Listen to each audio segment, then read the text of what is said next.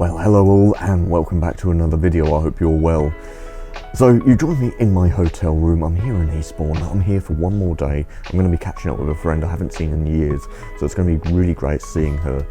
But I wanted to talk about some of the problems I have been facing since I moved back. Some of the things which I thought were going to be easy that have turned out to not be easy, have been actually proving to be really difficult, and have given me a load of worries and concerns, and wondering how the heck I'm going to overcome these things.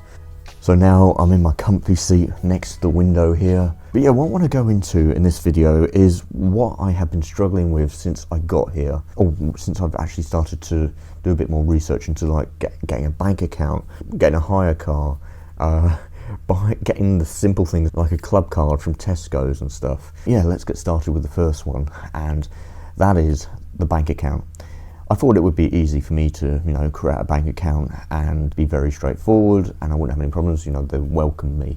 It's going to be tricky because the banks want a residential address so they can link it to you and send everything out to you, but I don't have a residential address. Now, I do have family here which I could ask, but the banks want to be knowing that I'm living with them and I've got utility bills with them, which I don't. And I don't want, now I've done this back in 2014, and when I started getting like insurances and documents, those documents started going to them, which I didn't want, and they got a little annoyed over it, which in fairness, I don't blame them. I would be annoyed as well if I got some other person's mail and all that spam that goes along with it. So yeah, I can't create an account. And when it comes to there's the next thing, like a hire car. I thought that was going to be easy, because you're an overseas person, you come into the country and you look, okay, I want a hire car. A lot of the hire car companies out there will only hire out to the locals. They won't hire out to someone who's coming from international, because what if they're not very good at driving? I guess it's a higher risk. I've had a bit of a tense, I guess we could say, just over 12 hours. I want to say 24 hours because it sounds better, but it's not that. I got a call yesterday afternoon from Enterprise at 4 o'clock. I made a booking previously that day, but this guy gave me a call. Now the sun's coming out. Of course it is. They say it never is sunshine. There's never sunshine in England. Every day I've been here, it's been mostly sunny. There has been the occasional shower, but we get that anywhere. So yeah, I got a call from them yesterday, and they said the way I've got my payment set up is with a Visa debit card, and what they prefer for security purposes for someone who's international is a credit card. Now, I don't like credit cards, and I've never used one before because I don't like, high interest rates and how it all works. So I've always been, my mum brought me up to always use the money that you've got in your bank account, and it's best not to hire money, borrow money, and then pay back on the interest rates, because it's just better to save up first. So yeah, they needed a credit card. So if I wanted to get a credit card, I'd have to get it from Australia, but it's not feasible because I don't have an address in Australia now. I'm also not in Australia, so to get it sent out to me wouldn't work, and it would just take far too long as well for it to work. And if I used if I used an Australian credit card over here, I'd be hit with astronomical fees, which would not be worthwhile. When I booked this hotel in Eastbourne, it cost me about $22 in international fees, plus the exchange rate. So yeah, it was not a good thing. Yeah, I got the call and I tried to work out a way around it, and there was no workaround. So what I had to do was I had to go, okay, I understand, I know where you're coming from, okay, we'll cancel it and I'll look elsewhere, or I'll catch the train and buses and everything, which just adds time, inconvenience. There's times when the trains are down. If you miss if you pre-book your tickets as well here, if you miss that train, then you have to go buy another ticket. So what I was doing, like yesterday, I went to Brighton on the bus. That was only £2. That was pretty cool. I didn't go the tourist route. I went where everyone else goes. So Brighton isn't too far, it's about 35 kilometres from Eastbourne. I'm used to working in kilometres, I'm not used to miles yet. So it's not that far away. On the way back I thought I'd catch the train. Now with the tickets, you know, if you miss the train you have to buy another ticket. So I decided to go first class. It gave me some bit more freedom, flexibility, but of course it was more expensive. All up to get from Brighton to Eastbourne was about $45 bloody. When you're working in pounds it doesn't sound like much, but in dollars, yeah, when you do the conversion it's basically double. Yeah, it's, give or take a couple of pounds. But £25 is about $50 if you think about it, but it's about 48, so yeah, it's not much in it, and it's just getting worse. So yeah, the best thing you can do if you do move over here and you have got money in Australia, and you're able to create a bank account in England, you know, as soon as you can, and you've got family you can stay with and use their residential address, do so, because what you're going to be risking is what the currency exchange rates are doing. You might have more interest like me in Australia, but when it comes to the interest rates, I mean the exchange rates varying, then you're going to be worse off, and you could lose thousands or hundreds depending on how much money you've got tied up in your Australian bank account, or whatever your bank account is. What was it? I've forgotten. Oh yeah, with a hire car company. So what I ended up doing, I shopped around, and a lot of the hire car companies will only want to hire out for long periods of time, 28 days or more, and only to locals. They don't want anyone to go north of basically where I am. They want just people to stay local. They also don't want to hire out to internationals, so yeah, more locals. There was one company I hit up yesterday. I sent them an email. Their website was very vague, and I wanted to get some more information about it. He wants to do everything by phone, a little bit by email, but more so by phone. It sounded good last night, but as I was sitting down and thinking about it this morning and doing my research, you know, looking into them, looking at the reviews, every single review was 5-star. No 4-star, no 3-star, not 1-star, all 5-star, and all the reviews were exceptional, which put alarm bells in my head going, there's no way a company can be that good. So I was thinking, he's paid for these people, and everything on the website was saying, oh, we bought £3 million worth of cars, but they were also a buy and sell, so they're like an auto trader. It started to get me concerned, and then I was asking about additional things, you know, how would it go when it comes over to, you know, me going over the vehicle and inspecting for damages or anything like that, and signing waivers so I don't have to worry about paying that £1,500 excess, and deposits as well, because that's all just extra money, and they'll find any way if there's a scratch, if there's a chip in the tyre, if there's a ding in the door from maybe something you haven't done but someone else has done, they'll mark it down and say, oh, you've lost your excess for that. That's going to cost us X amount of money to do so, which most of the time they will not repair that damage. They'll just have that damage on the next vehicle and on next person who will hire the car. I ended up contacting this guy again this morning, saying, I won't give you my contact number, I want to do everything by email, I have it all written down. And then I started reflecting, I was thinking, okay, what about other companies? And then after about an hour, I went, I wonder if I can call Enterprise up again, which is, I'm not sponsored by them, it's just a company I used back in 2014, and I thought I'd use them again because I like them. They weren't the best back then, they are better now, and they've got a much better reputation and a much better fleet of vehicles and a much better condition as well, and better customer service. So I thought, you know what, I'm going to ring them back and see if I can clarify my situation a bit more and come to something that we can both work with. And I'm so glad I made that call, because that's what I've done, that's what I can do. So long as I bring my passport, my international driving license. Originally I was going to do my British license, but my international one I've been driving on it for more years, more time. There's no change in the booking fee whatsoever, which is fantastic. A lot of the problems with the Wise card now, I'll go and grab mine. Yeah, so a lot of people haven't heard of Wise before. Now, I've wondered why they haven't. Maybe it's just not a thing down here, but people haven't heard of this. So if you're wondering, and I guess I can say this video is sponsored by them, there will be an affiliation link down below.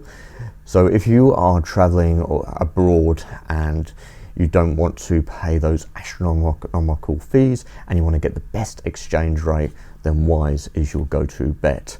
This was very easy for me to set up. It took me about 10 minutes from memory when I was in Australia, and then about less than 10 days later you get your physical card in the mail. Now this has a chip in it, so you can do your tap and pay, or you can scan it in.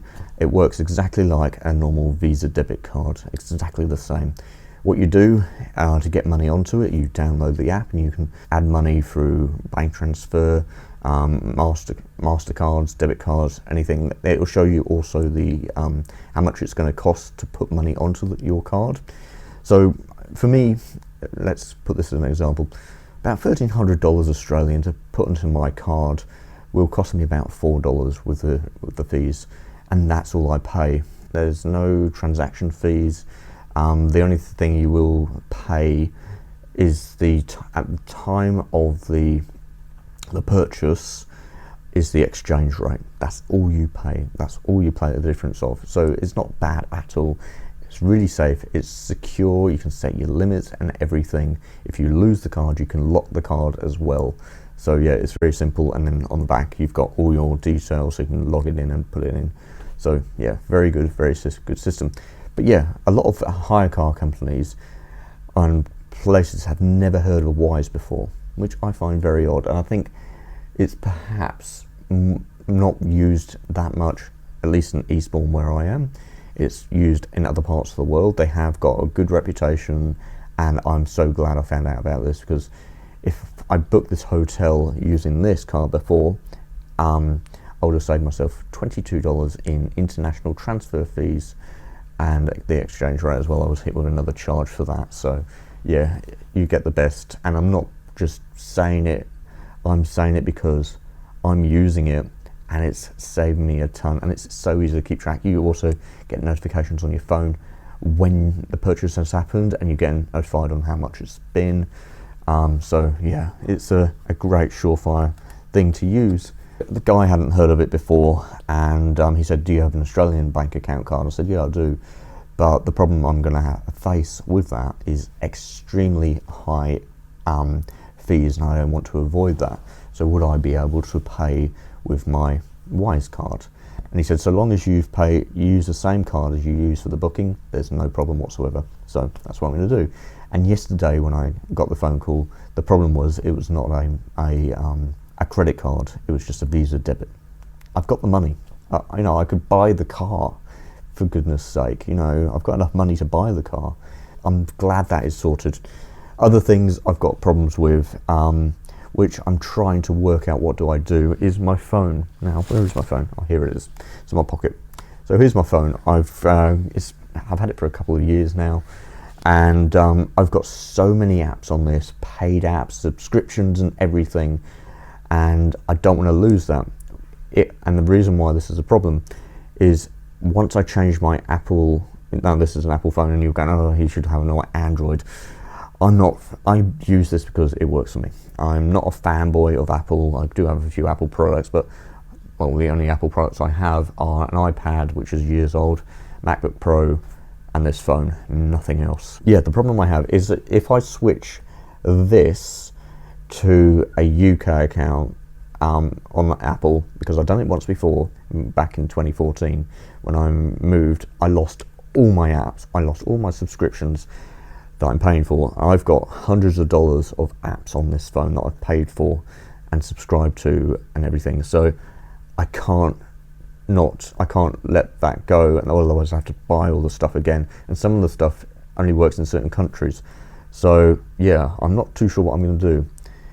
One thing I have thought about is keeping this, but buying myself a UK based phone and just maybe keeping one SIM card in this phone and another SIM card in the other, and then just using the other phone for like UK based apps. And I would use this for business, the other one for like personal stuff. I wouldn't need a data plan that is so heavy, you know, unlimited calls to UK numbers, international calls as well, large data. I've got unlimited data on the phone, which is fantastic. I did pay too much for it in the airport. I paid £55 for the SIM card.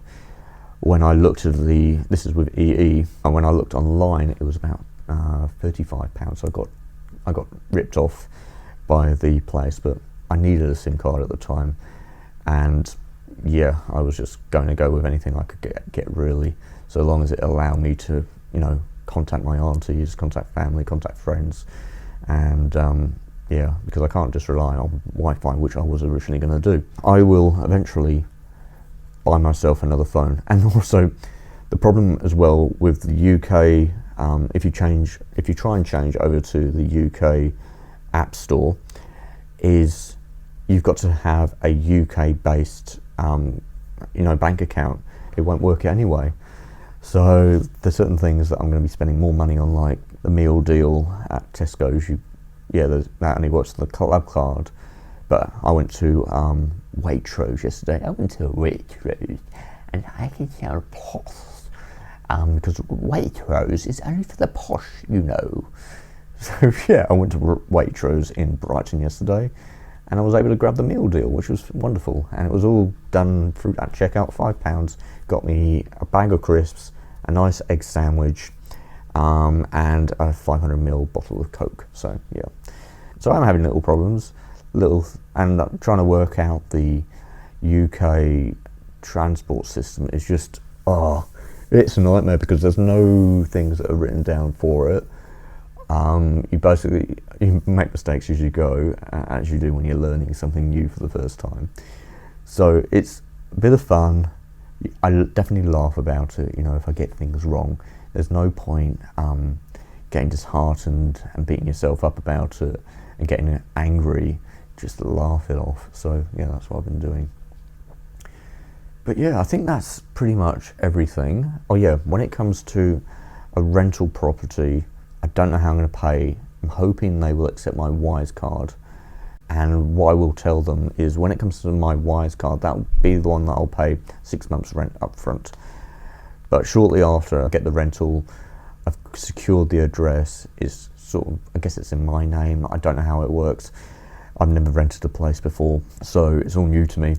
But yeah, if I have that, I've got that residential address, then I can create a bank account.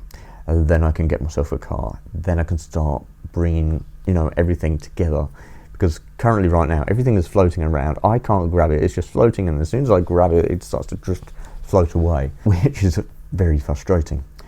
But as soon as I get that house and I secure it and I move in, then everything else can start to be built around me and build that infrastructure. And I think that's pretty much everything. That's what I wanted to go into in this video.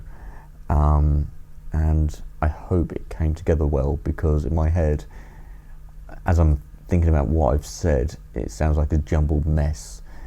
So yeah, it has been a bit of a long one, but I just wanted to give you some insights and give you some context and give you some examples. So yeah, anyway, I'm Simon, and I will see all of you hopefully in the next one. Okay, bye for now, everyone.